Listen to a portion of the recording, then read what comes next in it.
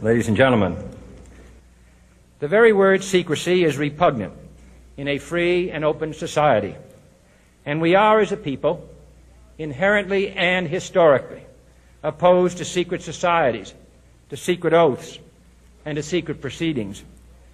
We decided long ago that the dangers of excessive and unwarranted concealment of pertinent facts far outweighed the dangers which are cited to justify it. Even today, there is little value in opposing the threat of a closed society by imitating its arbitrary restrictions. Even today, there is little value in ensuring the survival of our nation if our traditions do not survive with it. And there is very grave danger that an announced need for increased security will be seized upon by those anxious to expand its meaning to the very limits of official censorship and concealment. That I do not intend to permit to the extent that it's in my control. And no official of my administration, whether his rank is high or low, civilian or military, should interpret my words here tonight as an excuse to censor the news, to stifle dissent, to cover up our mistakes, or to withhold from the press and the public the facts they deserve to know. For we are opposed around the world by a monolithic and ruthless conspiracy that relies primarily on covert means for expanding its sphere of influence, on infiltration instead of invasion, on subversion instead of elections, on intimidation instead of free choice, on guerrillas by night instead of armies by day. It is a system which has conscripted vast human and material resources into the building of a tightly knit, highly efficient machine that combines military, diplomatic, intelligence, economic, scientific, and political operations. Its preparations are concealed, not published. Its mistakes are buried, not headlined. Its dissenters are silenced, not praised. No expenditure is questioned, no rumor is printed, no secret is revealed.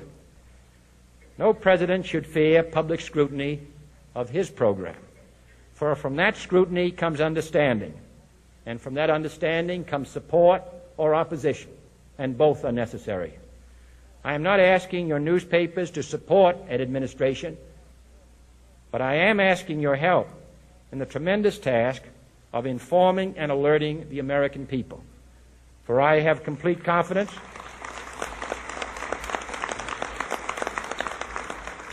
in the response and dedication of our citizens whenever they are fully informed. I not only could not stifle controversy among your readers, I welcome it. This administration intends to be candid about its errors. For as a wise man once said, an error doesn't become a mistake until you refuse to correct it. We intend to accept full responsibility for our errors, and we expect you to point them out when we miss them. Without debate, without criticism, no administration and no country can succeed, and no republic can survive. That is why the Athenian lawmaker Solon decreed it a crime for any citizen to shrink from controversy. And that is why our press was protected by the First Amendment, the only business in America specifically protected by the Constitution, not primarily to amuse and entertain, not to emphasize the trivial and the sentimental, not to simply give the public what it wants, but to inform, to arouse, to reflect, to state our dangers and our opportunities, to indicate our crises and our choices, to lead, mold, educate, and sometimes even anger public opinion. This means greater coverage and analysis of international news, for it is no longer far away and foreign, but close at hand and local. It means greater attention to improved understanding of the news, as well as improved transmission. And it means, finally, that government at all levels must meet its obligation to provide you with the fullest possible information outside the narrowest limits of national security.